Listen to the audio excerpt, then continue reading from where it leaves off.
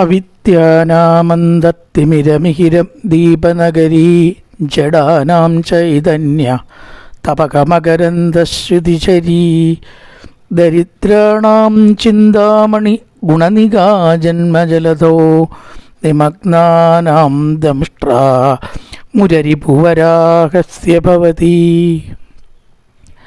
നമസ്കാരം. സന്ധ്യാവന്ദനത്തിലേക്ക് എല്ലാവർക്കും സ്വാഗതം. ഇന്ന് ശങ്കരാചാര്യരുടെ സൗന്ദര്യലഹരിയിലെ 3-ാമത്തെ ശ്ലോകമാണ് എടുക്കുന്നത്. ഭജിക്കുന്നവർക്ക് സർവവിധ സമ്പത്തുകളും അതുപോലെ തന്നെ അവർക്ക് വേണ്ടതെല്ലാം നൽകുന്ന പരാശക്തിയായിരിക്കുന്ന ജഗദംബികയുടെ മാഹാത്മ്യം വാഴ്ത്തുകയാണ് ശ്രീ ആചാര്യസ്വാമികൾ. നാരായണീയത്തിനത് സമാനമായിട്ടൊരു ശ്ലോകമുണ്ട്. നമ്രാണാം സന്നിധത്തെ ഷഡതമപി പുരത്തേരനഭ്യർത്ഥിതാനഭ്യർത്ഥാൻ കാമാനശസ്ത്രം എന്ന് പറഞ്ഞിട്ടൊരു ശ്ലോകം. ഗുരുവായൂരപ്പൻ എല്ലാവരുടെയും അടുത്ത് ഇങ്ങോട്ട് വന്ന് വേണ്ടത് നൽകുന്ന പാരിജാത വൃക്ഷമാണ്. സ്വർഗത്തിലത്തെ പാരിജാത വൃക്ഷം അതിൻ്റെ അടുത്ത് പോയിട്ട് ചോദിച്ചാലേ എത്രയേ കൊടുക്കുള്ളൂ. പക്ഷെ ഭഗവാൻ അങ്ങോട്ട് പോകണമെന്ന് നിർബന്ധമൊന്നുമില്ല. വിചാരിച്ചതും മനസ്സിലത്തെ ഭജനവും ശരിയാണെങ്കിൽ ഇങ്ങോട്ട് വന്ന് ഭക്തൻ്റെ ആവശ്യങ്ങൾ സാധിച്ചു കൊടുക്കും എന്നുള്ളത് എല്ലാം നൽകുന്ന അതേ ഭാവത്തിലാണ് ഈ ശ്ലോകം ഇവിടെ പറഞ്ഞിരിക്കുന്നു. അവിദ്യാനാമന്തത്തിമിരമിഹിരം ദീപനഗരി. അറിവില്ലാത്തവർക്ക് അമ്മ അറിവാണ് അല്ലേ? രോഗം ഉള്ളവർക്ക് മരുന്നായിട്ടും വിശപ്പ് ഉള്ളവർക്ക് ഭക്ഷണമായിട്ടും ആപത്തിൽപ്പെട്ടവർക്ക് രക്ഷകനായിട്ടും ഭഗവാൻ ഉണ്ടാവും എന്ന് പറയും. അതുപോലെ വിദ്യയിൽ കാളിദാസൻ്റെ കഥയൊക്കെ ഒരു അറിവില്ലാത്ത ആളായിരുന്നു. ഇരിക്കണ കൊമ്പ് മുറിക്കണമെങ്കിൽ എത്ര ബുദ്ധിയില്ലായ്മ വേണം ഒക്കെയാണ് കേട്ടോ കഥ. അപ്പോൾ ആ അദ്ദേഹത്തെ അനവധി കാവ്യങ്ങൾ അനവധി നാടകങ്ങളുടെ രചയിതാവായിട്ട് മാറ്റിയത് ആരാണ്? ദേവിയാണ്. അതാണ് അവിദ്യാനാം അന്തത്തിമിരമിഹിര ദീപനഗരി. അജ്ഞാനമാകുന്ന അന്ധകാരത്തിൽ അങ്ങോട്ട് പെട്ടിട്ട് യാതൊന്നും വെളിച്ചത്തിൻ്റെ അംശമില്ലാത്ത വിധം അജ്ഞാനത്തിൻ്റെ അന്ധകാരമുള്ളവർക്ക് അമ്മ അനവധി ദീപങ്ങൾ കത്തിച്ചു വെച്ച ഒരു നഗര സമാനയാണ് എന്നാണ് പറയുന്നത്. നഗരം മുഴുവനെ അലങ്കരിക്കുക വിളക്കുകൊണ്ട്. ശ്രീരാമസ്വാമിയൊക്കെ യുദ്ധം ജയിച്ച് വന്നപ്പോൾ അങ്ങനെ ഉണ്ടായിന്ന് കേട്ടു. രാജാക്കന്മാരൊക്കെ അല്ലേ വളരെ സന്തോഷമായിട്ടുള്ള ആ ഘട്ടം ആഘോഷിക്കണം വെച്ചാൽ നഗരം മുഴുവനെ വിളക്ക് കൊളുത്തണമെന്ന് ആജ്ഞയാണ്.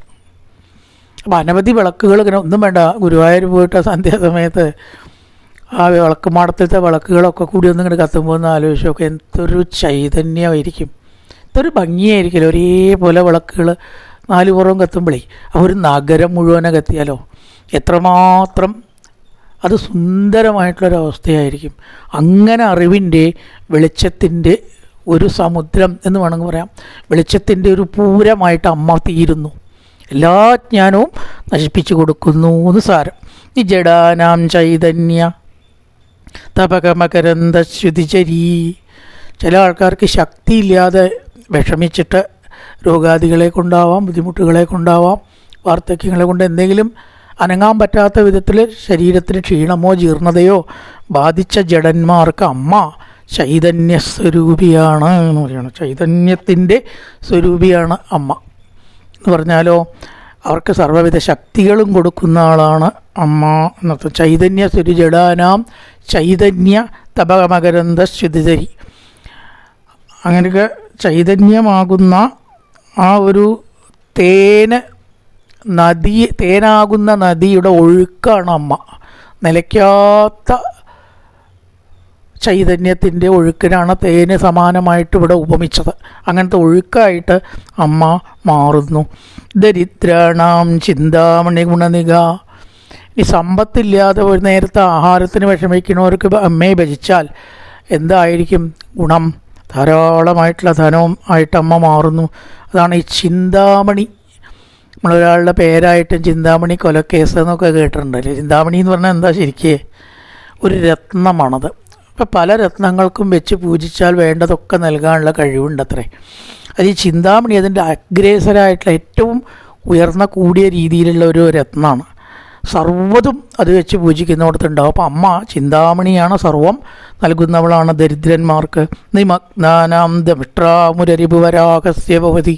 അജ്ഞാനത്തിൽ അങ്ങോട്ട് മുങ്ങി സംസാരത്തിലേക്കാണ്ട് കിടന്നാൽ കയറാൻ പറ്റാത്ത വിധം മുങ്ങണവർക്കോ അമ്മ എപ്രകാരം താണ ഭൂമിയെ പൊന്തിച്ചോ അതേപോലെ ആ അജ്ഞാനത്തിൻ്റെ അടിത്തട്ടിൽ നിന്ന് പൊന്തിക്കുന്ന വരാഹത്തിൻ്റെ ദംഷ്ട്രയായിട്ട് മാറുന്നു. അപ്പോൾ ഏതാണ് വേണ്ടത് വെച്ചാൽ അത് നൽകുന്നവളായിട്ട് അമ്മ അറിവില്ലാത്തവർക്ക് അറിവായിട്ട്, ശക്തിയില്ലാത്തവർക്ക് ശക്തിയായിട്ട്, ദരിദ്രന്മാർക്ക് സമ്പത്തായിട്ട്, താണു പോകുന്നവർക്ക് പൊന്തിക്കാനുള്ള അല്ലേ. ഇപ്പൊക്കെ JCB ആണല്ലോ താണെന്ന് പൊന്തിക്കുന്നത്. JCB ആയിട്ടെന്ന് കളിയായിട്ട് നമുക്ക് പറയാം, അങ്ങനെയൊന്നും പറയാൻ പാടില്ല. എന്നാലും അത് പൊന്തിക്കാനുള്ള ഒരു ഉപാധിയായിട്ട് അമ്മ മാറുന്നു. അതുകൊണ്ട് അമ്മേ വേണ്ടത് വേണ്ട സമയത്ത് എന്നെ നൽകി അനുഗ്രഹിക്കണമേ എന്ന് പ്രാർത്ഥനയുടെ സാരം. അവിദ്യാനാമന്തത്തിമിരമികിരം ദീപനഗരീ ജഡാനാം ചൈതന്യത്തപകമകരന്തശ്രുതിചരി ദരിദ്രാണാം ചിന്താമണി ഗുണനികാ ജന്മജലധോ നിമഗ്നാനാം ദമിഷ്ട്ര മുരരിപുവരാകസ്യ ഭവതി. എല്ലാവർക്കും നല്ലൊരു സന്ധ്യ ആശംസിച്ചുകൊണ്ട് നിർത്തുന്നു. നമസ്കാരം.